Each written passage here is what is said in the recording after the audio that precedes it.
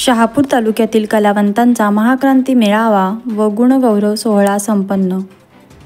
अखिल भारतीय कलावंत न्याय हक्क समिती ठाणे जिल्ह्यातील शहापूर तालुक्यातील कलावंतांचा महाक्रांती मेळावा व गुणगौरव सोहळा कार्यक्रम प्रमुख मान्यवरांच्या उपस्थितीत लेनाड येथे संपन्न झाला. ठाणे जिल्हा अध्यक्ष बाळासाहेब शिंगोळे व शहापूर तालुका अध्यक्ष नरेश बुवा निमसे यांच्या नेतृत्वाखाली उपस्थित मान्यवर, कलावंत व पत्रकार यांचा सन्मानचिन्ह, शाल व पुष्पगुच्छ देऊन यथोचित सत्कार करण्यात आला.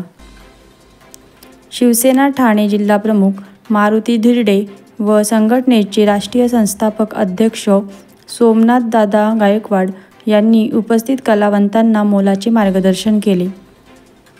या कार्यक्रमाला पत्रकार, कलावंत, भजनी मंडळ, राजकीय, सामाजिक तसे विविध क्षेत्रातील मंडळीने उपस्थित राहून कार्यक्रमाची शोभा वाढविली. कार्यक्रम यशस्वी करण्यासाठी समितीच्या सर्व पदाधिकारी, सदस्य यांनी विशेष मेहनत घेतली. कार्यक्रमाचे सूत्रसंचालन प्रकाश फरडे, करुणा गगे, रिकी खाडे यांनी केले.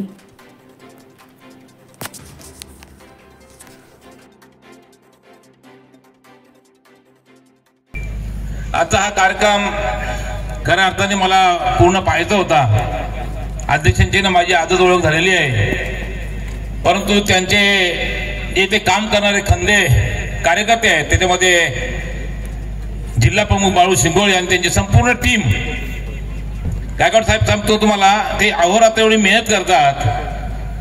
हा कार्यक्रम त्यांनी यशस्वी करण्यासाठी जे अहोरात्र कष्ट केले, मला वाटतं तालुक्यामध्ये असा कुठला पुढे राहिला नसेल का तिथपर्यंत गेले नाही आणि कलाकारापर्यंत ते पोहोचले. ही जिद्द लागते. मला आधी वाटलं होतं हा कार्यक्रम आताही थोडासा माझ्या लक्षात डोक्यात बसत नव्हता. हा कार्यक्रम साहेब हे आहे ते सांगितलं पाहिजे.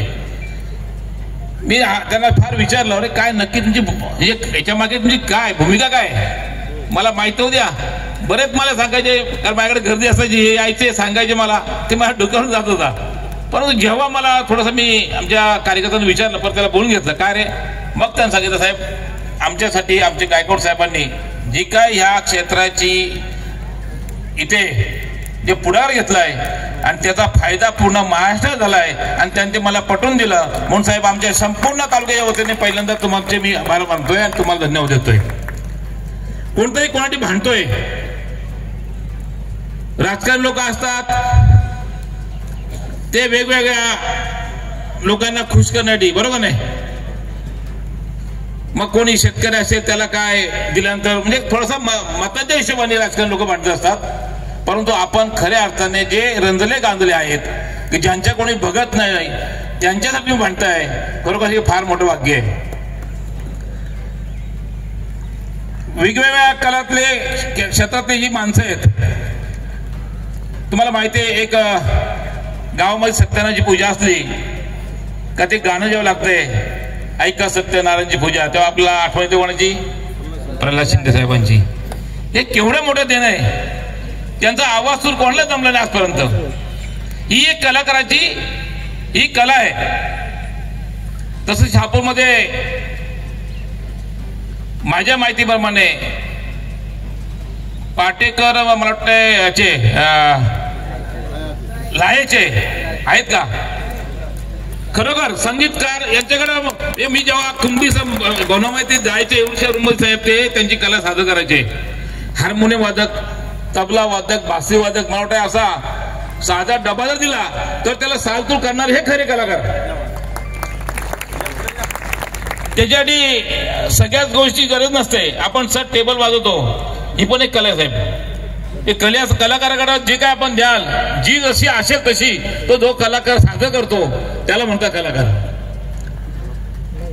आपण आता मंगलाष्टक आपण बघतोय साहेब. पहिले आपल्यामध्ये गावातनं भटजी येईल, तो लेट होईल, कधी येईल, काय येईल, कारण त्याचा एका गावामध्ये एक भटजी असं लग्न फार असायची. परंतु ती सुद्धा जागा आपल्या कलाकारांनी घेतलेली आहे अतिशय चांगल्या प्रमाणे. इथे असणारे आपल्या घरपुढे आहेत का, घरात सुरेश घरात, काय त्यांचा आवाज सूर, म्हणजे जेवढा उल्लेख करतो तुमचं थोडं आहे. बासरी वादकामध्ये तो आता नकुल बेरे नाही आहेत का साहेब? अशी कलाकार का जे आमच्या समोर दिसतात, बोलतात. आपण सर्व कलाकार आहात. मी काय सध्या सगळ्यांचे अजून कलाकार बघितलं नाही. कोण भजनात असतो, कोण कीर्तन असतो, कोण कव्वालीमध्ये असतो, कोण डान्स, सगळ्याची कला आहेत. परंतु ही कला ही सगळ्यांना अवगत होत नाही. एक छोटा उदाहरण दिलं. आपल्याला माहिती आहे मधमाशी सुद्धा मध जमा करते. तिचा एवढा मोठा पोळा दिसतोय, परंतु मध एक एक फुलातून ती कशी जमा करते. आणि आपण जेव्हा मधमाशीचा जो पोळा काढतोय तेव्हा एखादा एक आमच्या वरकुड सगळ्यात असतो पत्रकार, तो विचारतो सहज त्या मधमाशीला विचारतो ना, अरे तुझा एवढा मध त्यांनी जमा केलं, मध तुझा तो काढून येतोय, तुम्हाला काय वाटत नाही? तुम्हाला काय दुःख वाटत नाही? ती मधमाशी हसून सांगते, मदत ना ही जमा केलेली मध त्यांनी चोरून नेली, परंतु मध जी काय परत जमा करायची आहे ती कला ती माझी कोणी चोरून घेऊ शकत नाही. पुन्हा मी कसा पोळा उभा करीन आणि पुन्हा मध साठवीन, याला म्हणतात.